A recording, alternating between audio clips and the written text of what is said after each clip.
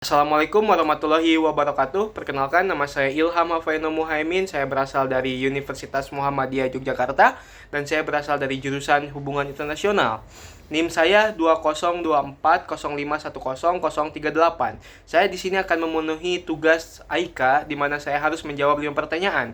Dan pertanyaan yang pertama adalah jelaskan syarat dan rukun untuk menikah. Jadi yang pertama itu untuk rukunnya itu bagi calon suami itu harus memenuhi syarat gitu secara agama dan tidak dalam ihram. Begitu pula dengan calon istrinya. Nah, dan rukun menikah juga harus adanya yang namanya wali nikah. Nah, itu biasanya orang tua kandung gitu. Nah, dan setelah itu harus ada yang namanya ijab kabul. Dan ketika proses ijab kabul itu harus ada 2 orang saksi gitu untuk memenuhi syarat rukun-rukun tersebut gitu. Dan di syarat pernikahan juga itu ada syarat bagi calon suami istri gitu, dimana yang pertama itu harus sesama agama gitu, yaitu beragama Islam. Dan setelah itu tidak sedang berada dalam keadaan ihram. Dan setelah itu tidak memiliki halangan hukum, kayak bahwa menikah tuh harusnya tidak tidak menikah dengan sesama sedarah gitu istilahnya. Dan setelah itu ada syarat wali dan saksi gitu, dimana wali harus laki-laki, muslim, balik, berakal, dan adil.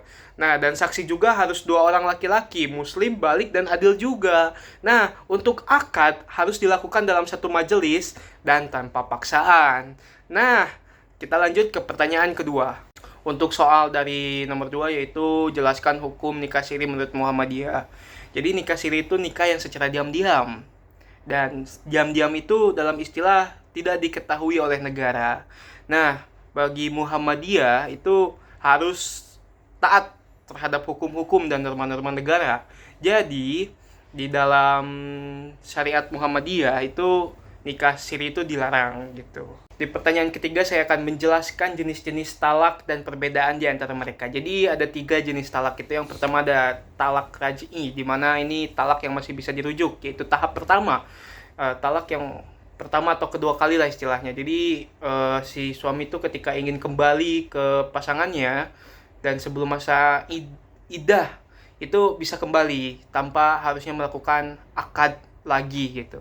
Dan setelah itu ada yang namanya talak bad'in, di mana talak bad'in itu sangat berbeda dengan talak raj'i, di mana ini bahwa ketika sudah melakukan talak bad'in ini tidak bisa kembali gitu si prianya untuk ke pasangannya. Namun bisa kembali, tapi itu perlu adanya syarat, yaitu syaratnya harus ada akad lagi gitu. Nah, di yang terakhir itu ada yang namanya talak sunnah dan talak bid'ah. Di mana talak sunnah ini itu mengikuti sesuai dengan arahan-arahan yang diberikan oleh Rasulullah, yaitu seperti saat istri sedang suci dan belum digauli gitu.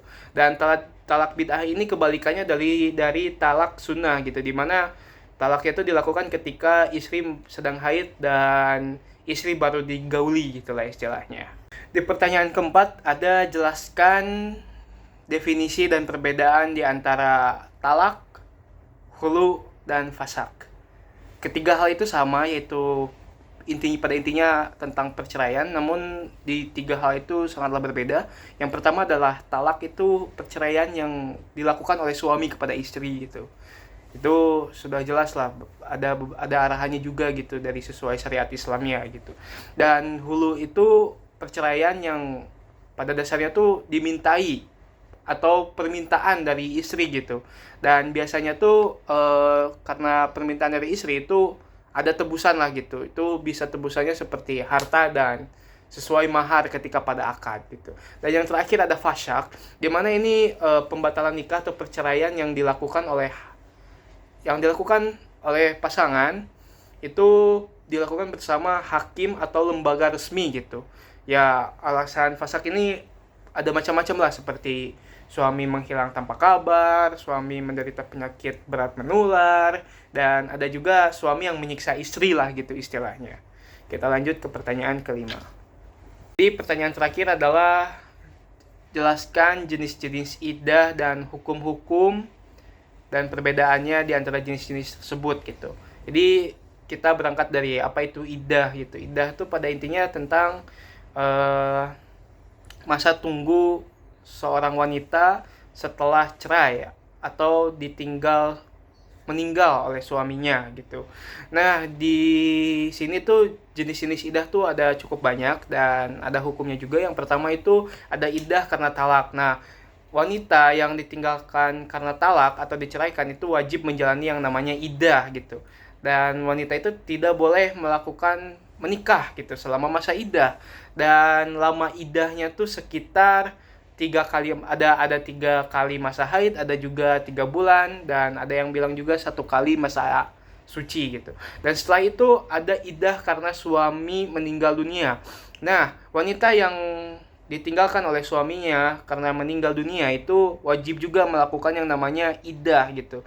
Dan masa iddah ini tetap berlaku ya untuk meskipun belum digauli gitu. Nah, untuk lama iddahnya itu dipastikan 4 bulan 10 hari. Nah, dan ada ketentuan juga gitu. Wanita tidak boleh berdandan secara mencolok, dan ketika hamil dan ditinggalkan oleh suaminya meninggal itu harus masa iddahnya tuh saat melahirkan gitu, seberes melahirkan. Dan yang ketiga ada iddah karena kehamilan. Nah, mau itu ditinggal cerai ataupun ditinggal suami karena meninggal dunia, ya itu harus menjalani masa iddahnya, dan masa iddahnya tuh dalam jangka waktu sampai dia melahirkan, wanita tersebut melahirkan gitu. Nah, dan yang terakhir ada hukum umum dalam masa iddah. Nah, di sini tuh perbedaannya tuh tidak boleh menikah lagi sampai iddahnya selesai, dan tidak boleh dilamar juga secara terang-terangan, dan sama dilarang berdandan mencolok gitu, karena bagi wanita yang ditinggalkan karena suaminya meninggal gitu.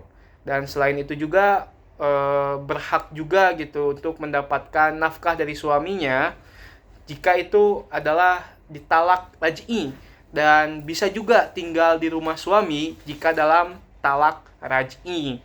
Nah, itu adalah jawaban-jawaban saya terkait 5 soal yang diberikan oleh Pak Ustadz Rafiq. Ya, semoga saya mendapatkan nilai yang terbaik ya Pak. Wassalamualaikum warahmatullahi wabarakatuh. Semoga yang nonton video ini Pak Ustadz Rafiq, Pak Ustadz Samsul mendapatkan berkah dari Allah Subhanahu wa taala. Sekian, terima kasih. Untuk kedua kalinya, wassalamualaikum warahmatullahi wabarakatuh.